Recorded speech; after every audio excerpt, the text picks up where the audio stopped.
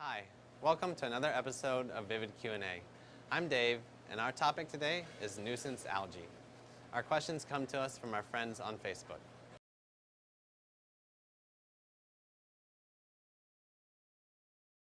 Gerald asks, could warmer water temps promote cyanal growth? Well, Gerald, the answer is absolutely yes. In fact, running the tank warmer can promote algae growth in general, because most algae will grow faster in warmer temperature water. We prefer to keep our aquariums 76 to 78 degrees, and that definitely helps to keep the algae growth down as opposed to running it in the low 80s. Now, Rich asks, do you recommend red slime remover? Well, red slime remover can work as a quick fix to help curb red slime, but it's definitely just a band-aid, and it doesn't get at the root cause of the problem. Another question, Pepito and Marcus both asked how to battle red cyano. Well, this will help Rich as well. Good skimming can help battle red cyano. You want to keep the dissolved organics low, strong water movement, and you also want to run activated carbon. Replace your light bulbs often. Make sure that if you have T5 or Power Compact or halide bulbs that you replace them every 10 to 12 months. You definitely want to siphon out the red algae if you can.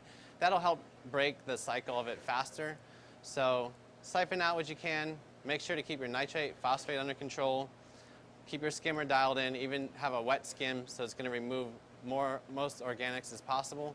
And that'll help you beat the red slime. Also now, Alan asks, do we prefer black long spine urchins or the blue tuxedo urchins?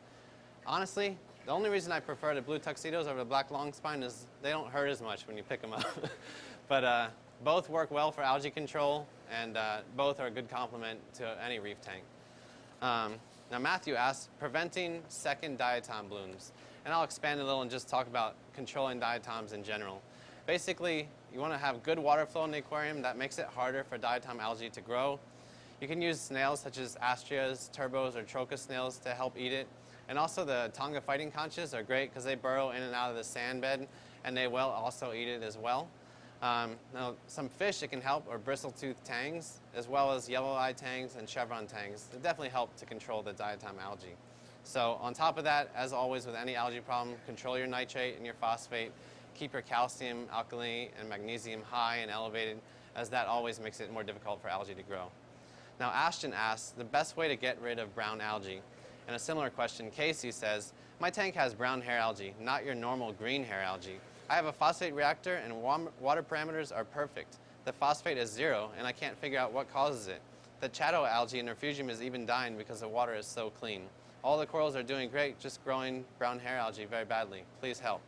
Well, I can tell you that brown hair algae definitely grows and it will consume phosphate in the water. So always remember, if you have a lot of algae in your display tank and you get a phosphate reading of 0 or very low, most likely what's happening is that the algae is consuming the phosphate out of the water and using that to grow.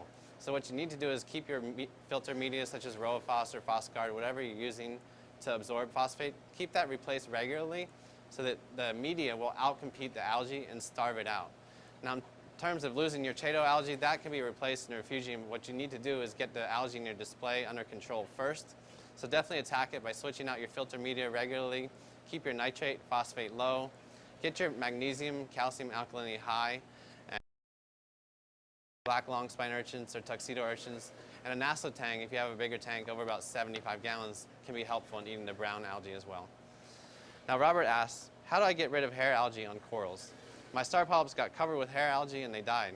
Well, you can always manually remove algae if you have it growing in the middle of polyps. You can pluck it out, which will help to at least let light through so your polyps or coral won't starve out and die. Don't let it allow it to smother the corals. And then from there you can use long spine urchins, tuxedo urchins. Sea hares are great because they can get in a lot of nooks and crannies where the urchins don't. And also turbo and trochus snails and astria snails can be of good use. Even red leg hermits like the scarlet hermits are good. You just want to combat it on a few fronts, and again, maintain your proper water chemistry and get that magnesium nice and high to help get the algae down. Now Andrew asks, is there any proven treatment for permanently ridding the tank of Bryopsis? My answer, Andrew, is I wish there was, believe me. It's a lot of work, and Bryopsis can be a real headache for any reef aquarius. It's something most of us are going to encounter at some point or another. The first thing is always manual removal. You want to pluck it out what you can. A lot of the urchins and things, sea hares that do go after it, do a lot better job when it's short. When you let it grow out long, they seem to have a harder time with it. So we usually pluck out what we can manually. We raise the alkalinity above 10. You can get the magnesium up high, usually 14 to 1600 parts per million.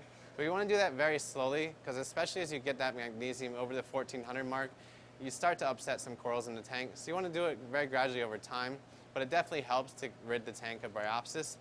Now you can also make sure, obviously, to control your nitrate and phosphate, keep that filter meter switched out regularly, do your water changes, and set your skimmer to more of a wet skim so the tank runs super clean. You want to remove all those excess nutrients from the tank and make it harder for that bryopsis to grow. Now also some animals you can use to help control it are sea hares. You can use blue tuxedo urchins, black long spine urchins. Emerald crabs sometimes help, sometimes don't, but they're always a good herbivore to have in the aquarium, so it's worthwhile having a few of those in there. And then rabbitfish and some tanks that are especially useful for bryopsis would be like a Velamingi tang or a naso tang. Now, P.A. Banks asks, do you recommend the use of biopellets in a nano reef tank? Well, the main purpose of biopellets is to reduce nitrates. They do help with phosphates some, but in my experience, they don't lower phosphates enough. You still have to run RoaPhos or PhosGuard to get the phosphates as low as you want.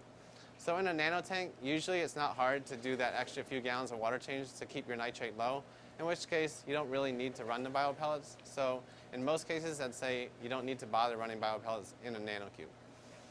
Now, Jason asks, what's the best way to grow coralline algae? Well, we're talking more about nuisance algae, but I will say coralline algae, if you get it growing, it's a good sign because it can actually outcompete a lot of the nuisance algae. So great question, Jason.